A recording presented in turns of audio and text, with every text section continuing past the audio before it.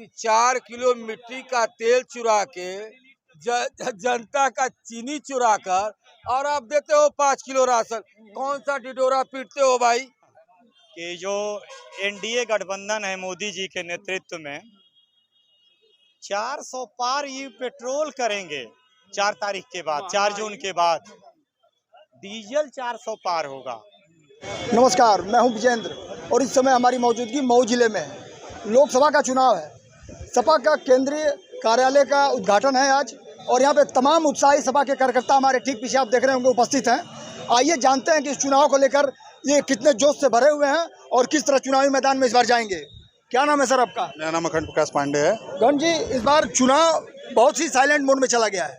आप वो उत्साह नजर नहीं आ रहा है जो हर बार नजर आता था। क्या कारण इसका है कि आप लोगों में उत्साह नजर नहीं आ रहा? यही तो आप गलत कह रहे हैं। चुनाव को लेकर जनता के बीच में उत्साह है, कार्यकर्ताओं के बीच में उत्साह है और चुनाव एक तरफा यहाँ इंडिया गठबंधन और समाजवादी पार्टी के सिंबल पे चुनाव हम लोग जीत रहे हैं। अरविंद राजभर इस समय चुनावी मैदान में हैं जो कि एनडीए गठबंधन से हैं और कहीं ना कहीं उनकी बयानबाजी भी प्रकार के लगातार जिले में बने हुए हैं, बयानबाजी भी उनकी आ रही है। किस तरह देखते हैं आप उनकी बयानबाजी को? देखिए, उनके बयानबाजी को हम लोग जो है सुनते कम हैं, वो जनता खुद उसका जवाब देती है। और रही बात प्रत्याशी की, तो प्रत्याशी जो है इधर उधर घूमते रहते हैं। जहुराबाद से शुरू किए, बनारस गए, बनारस से जो है खदेड़े गए, मऊ आ गए हैं। मऊ की भी जनता खदेड़ देगी उनको। भाजपा के लोग कह रहे हैं कि इस बार 400 नार का जो पारा था हमारा, विपक्ष हतोत्साहित हो गया है, जमीन पे कहीं लड़ाई में नहीं दिख रहा है। देखिए, भाजपा के लोग क्या कहते हैं। भाजपा पहले तो ये बताया कि पुलवामा में 300 किलो आरडीएक्स कहाँ से आया, ये बताया ही नहीं। और 400 पार उनको कैसे पता चल गया कि हम 400 पार पा रहे हैं? पहले 300 किलो कहाँ से आया वो तो बताएं। यही आतंकवाद की मार जो है कह के वो 2014 में आए और 24 तक टिके रह गए, खूंटा गाड़े रहे। झूठ के नाम पे कितने दिन खूंटा उनका चलेगा, ये वो बताएं। राजीव राय को लेकर जो ग्राउंड पे रिपोर्ट आ रही है, कहीं ना कहीं एक धीरे धीरे माहौल बनता जा रहा है। लेकिन क्या वो जिस तरह से चुनावी मैदान में आए हैं इस बार और क्षेत्र में, क्या लगता है राजीव राय कितना बने रहे यहाँ पे, जनता उनको वोट देगी? राजीव राय जी समाजवादी पार्टी के प्रत्याशी हैं और उनके सहयोग में तमाम गठबंधन के साथी हैं। और गठबंधन के साथियों में देखिए, समाजवादी पार्टी के साथी उत्साह से परिपूर्ण हैं और गठबंधन के जो साथी हैं उनके अंदर इतना ज्यादा ऊर्जा भरी हुई है कि वो खुद आज जो है, आज वोटिंग हो जाए तो वो राजीव राय जी को विजयी माला पहना दे। किस तरह के मुद्दे लेकर आप लोग जमीन पे जा रहे हैं? क्या समझा रहे हैं जनता को? जनता को समझ में आ रहा है? बिल्कुल समझ में आ रहा है। सबसे पहले मैं आपके चैनल को धन्यवाद देता हूं। मेरा परिचय है राम प्रताप यादव, पूर्व सदस्य राज्य पिछड़ा वर्ग आयोग उत्तर प्रदेश समाजवादी पार्टी के। और जो आपका कथन है कि किस मुद्दे पे, मुद्दा अब यहाँ बचा ही नहीं है कि हम लोग गिनती करें। हजारों हजार का मुद्दा है। बेरोजगारी से लेके आपके यहाँ नौजवानों का हक मारा जा रहा है, महिलाओं के साथ महिलाओं का हक मारा जा रहा है और 5 किलो एक राशन का भुलावा देके वोट लेने का छल किया जा रहा है। ये मुद्दा ही तो है। क्या चाहिए मुद्दा हमको?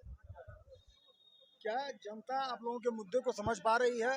और क्योंकि जब मतदान होता है तो कहीं ना कहीं 2014 से लेकर 2019 तक देखा गया कि विपक्ष ने बहुत सारे मुद्दे जमीन पे बताने की कोशिश की, जनता को समझ में नहीं आ पा रहा। इस बार क्या नया आप लोग कर देंगे कि जो जनता को समझ में आ जाए? जनता के समझ में इस बार आ रहा है। महंगाई की मार आ रही है, बेरोजगारी की मार आ रही है। नौजवानों को जो युवा हमारे करोड़ों करोड़ों का ये नौकरी देने का झांसा दिए थे, ये सारा जो रोड बनाने का काम किए थे, जो हमारी एम्बुलेंसें बंद हैं, जो 108 और 100 नंबर को 12 नंबर किए, 112 नंबर, ये सब बेहाल पड़ा हुआ है। सब गरीब जनता और गुरबे को सबको पता चल गया है कि अगर कोई विकास कर सकता है तो इंडिया गठबंधन का प्रत्याशी और इंडिया गठबंधन ही कर सकता है।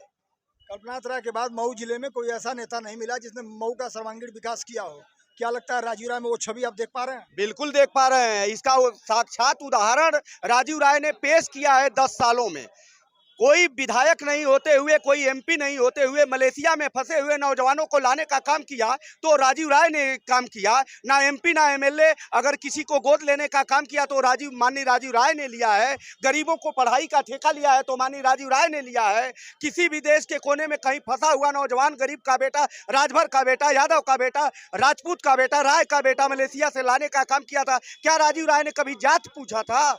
कि किस जात के आप हो, लेकिन लाने का काम किया था राजीव राय ने, और अपना धन और बल लगा के, पैसा लगा के उनको अपने धरती पे लाने का काम किया था राजीव राय।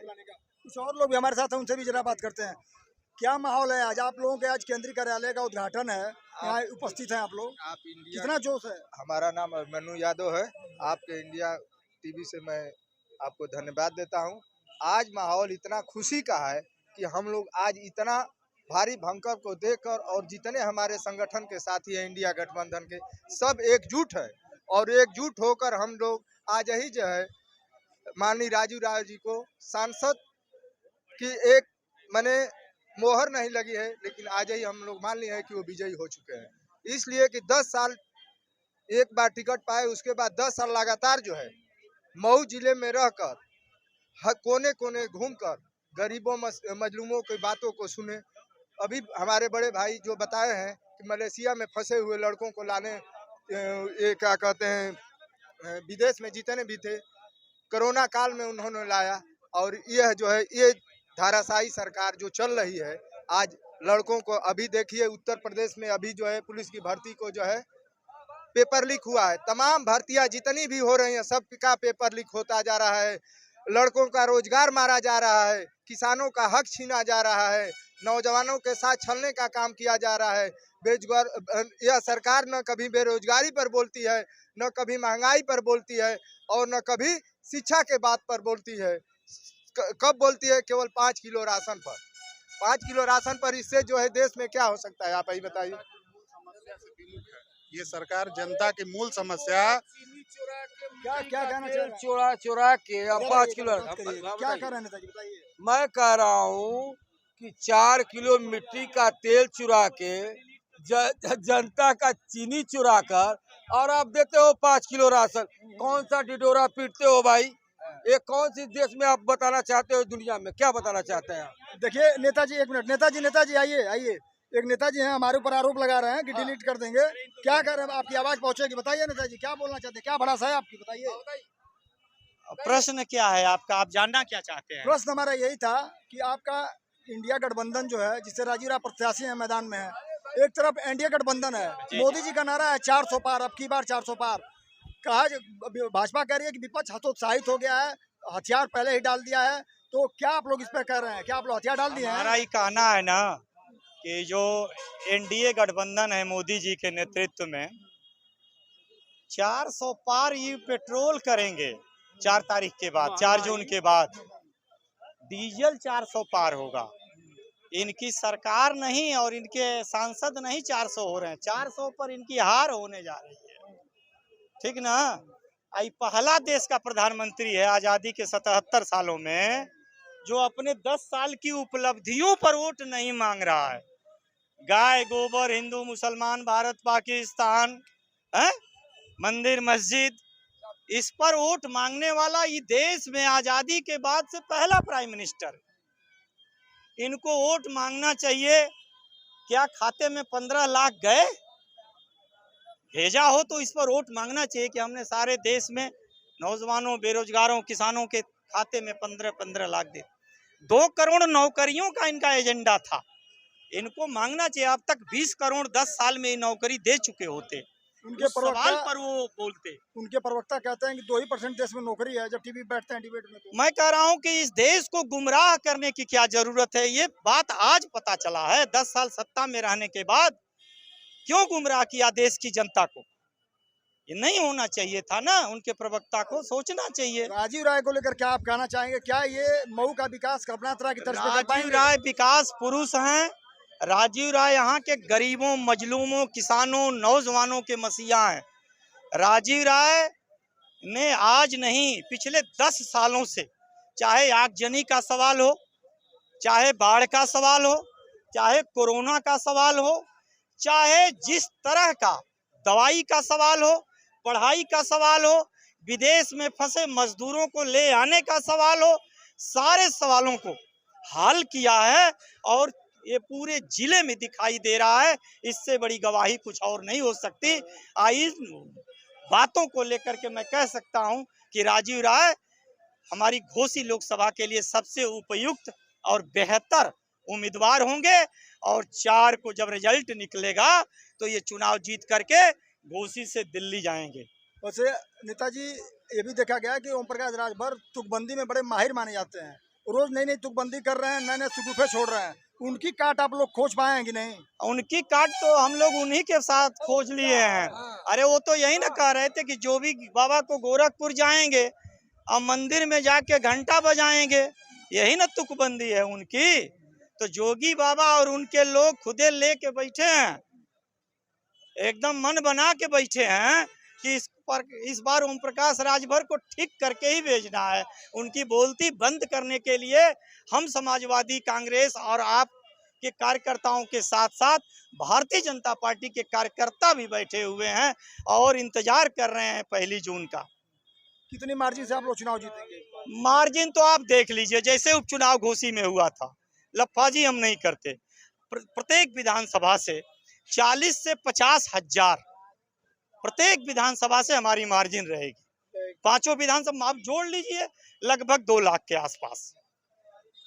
क्या नेताजी, आप लोग हमेशा बड़े जोश से नजर आते थे, इस बार भी आप लोग का जोश उस तरीके का नहीं दिख रहा? क्या धूप का असर है या आप लोग अभी उस जोश को लाने में अभी थोड़ी आप लोग को देरी हो रही है? ऐसा है, पूरा पूरा जोश से हम लोग लबरेज हैं। और यह बात आप मान कर चलिए कि चुनावी मंत्री की तो जमानत जब्त हो जाएगी। जो चुनावी मंत्री है उसकी जमानत जब्त हो जाएगी घोसी लोकसभा में। और जितना बड़बोलापन है, ये 4 तारीख के बाद उत्तर प्रदेश की जो मंत्रिमंडल उससे बर्खास्त होंगे, इनका पता नहीं चलेगा। ये आपकी देन है, मीडिया की देन है जो उनको हाईलाइट करती है। वो कहाँ नेता है, कौन जनता चुनती है? नहीं, उनको आप जिसको हमको हाईलाइट कीजिए ना। ये तमाम समाजवादी पार्टी की एक देखिए, सभी कार्यकर्ता नेता सब लोग हैं कि नहीं है यहाँ? उतनी संख्या वो दिखा दे पहले इस मऊ में कार्यालय खोल के कहीं। इनके पास वो कुवत नहीं है। समाजवादी पार्टी के पास बेस है, वोट है और उसके कार्यकर्ता हैं।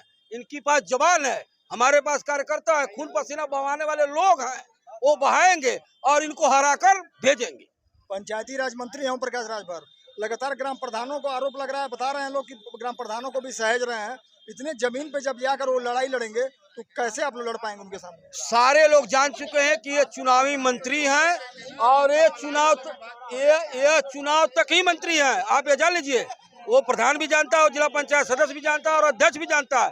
ये चुनावी मंत्री हैं और चुनाव के बाद ये नहीं मंत्री रहेंगे। इतना है, आप लिख लीजिए, ये चुनाव के बाद मंत्री नहीं रहेंगे। जोगी जी ने उठा कर फेंक देंगे, ये पक्का है, फेंक देंगे, ये फिर नहीं दिखा देंगे। बड़ी बात देखिए, ये सपा के उत्साही कार्यकर्ता थे जो लगातार चुनावी मोड में आ गए हैं और चुनाव को लेकर अपनी बात को रख रहे हैं। और इनका कहना है कि ओम प्रकाश राजभर चुनावी मंत्री हैं।